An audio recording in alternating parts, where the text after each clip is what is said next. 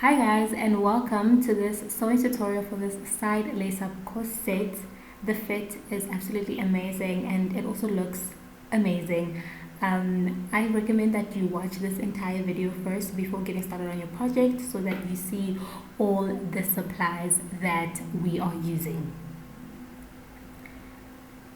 You want to first start off by cutting all your pattern pieces. These are my back pieces and I've cut 4 of each.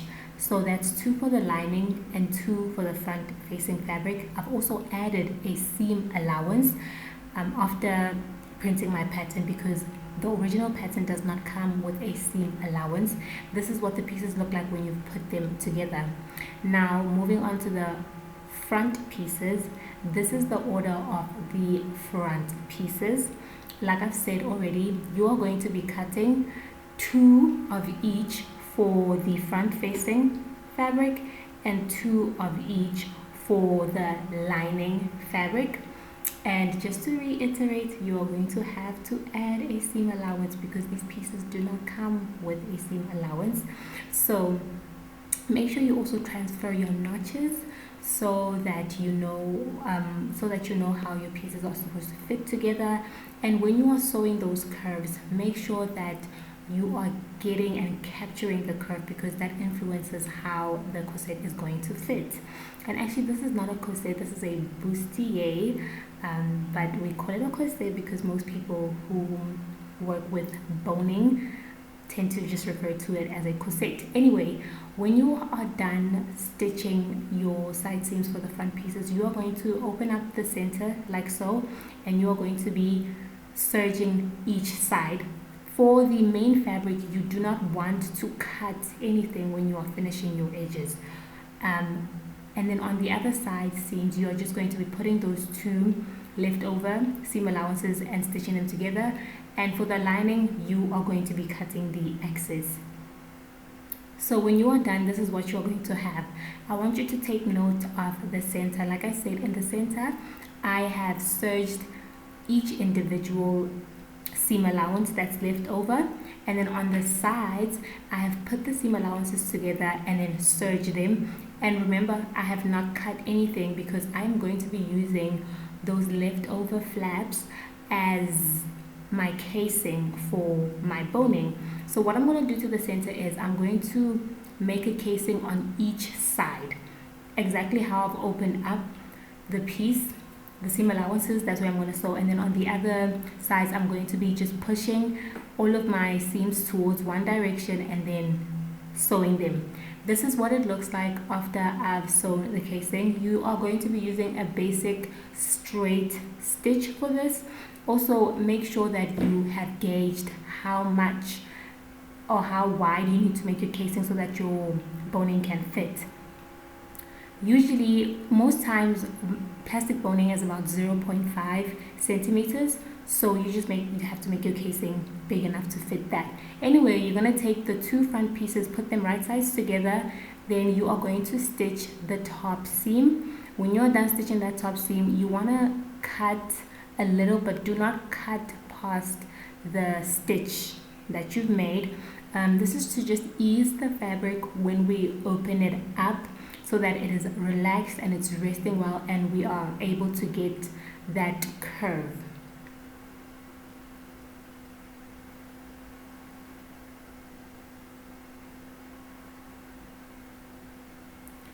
Now what you're going to do is you're going to open your pieces.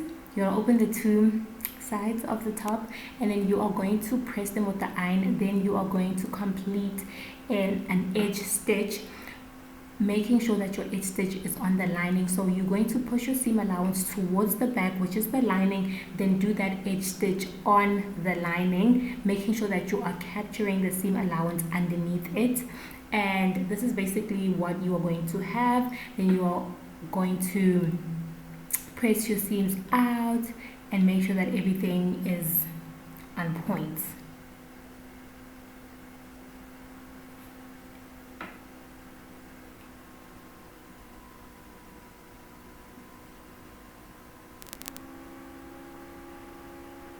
Now remember, everything that you are doing for your front piece is what you're doing for your back piece.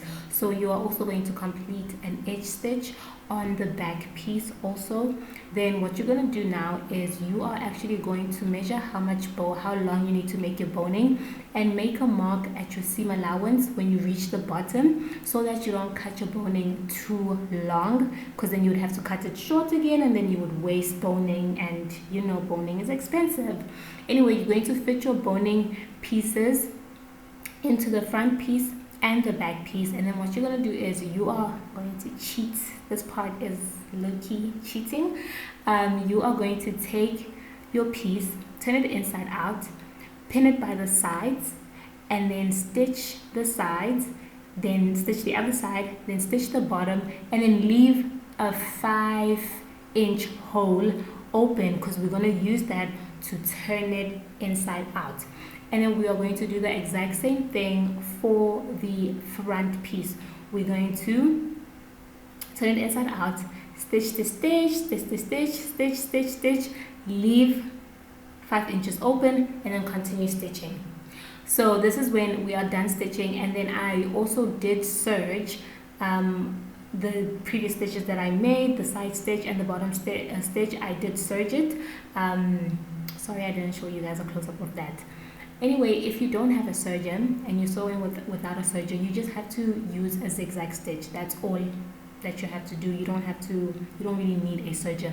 Anyway, you're going to ease this part. You're going to turn it inside out with the most ease.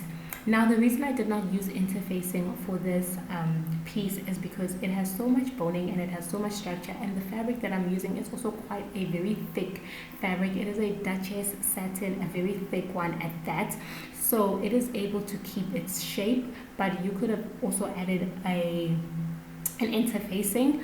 Anyway, you're going to fold that hole, fold it like that, and then sew it using an invisible stitch. If you don't know what an invisible stitch is, please quickly check it up on YouTube. There's a lot of videos, or you can watch my previous videos where I do an invisible stitch so that you see. Anyway, you are going to now mark where you want to put your eyelets, and then transfer those markings onto the front piece. So start with the back piece, make the markings, then transfer to the front piece. This part of it is 100% up to you, how many eyelets you want.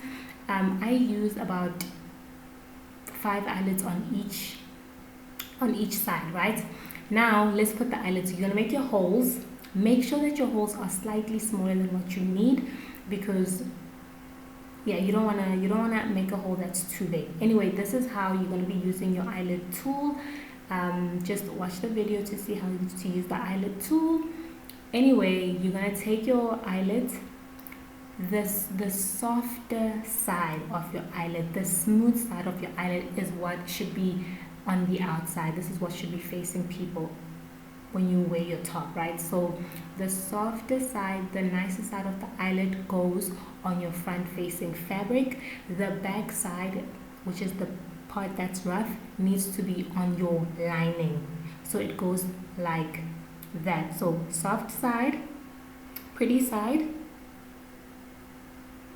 goes in, and it is going to be on the front facing fabric. Then when you are holding your eyelet tool, right, you see the part of your eyelet tool where there isn't like a groove, it's just smooth. That part is the part that is going to be touching the softer side, or the nicer side of the eyelid. And then the part that has the groove is what's going to be touching the lining. What is it? I'm so sorry, guys. The rough part of your eyelid. Yeah, then you're gonna press it as hard as you can. Press, press, press, and then voila, you have your eyelid. And then you're going to do this process for all of the eyelids that you have. Ta-da! It's done. It's really that simple. It's really that easy. You're gonna make yourself some straps to put into your eyelids. Make the straps as long as you want. This is 100% optional. Use your creativity, add some beading to your strap, like make it personal. Anyway, this is what the piece looks like, And that is the end.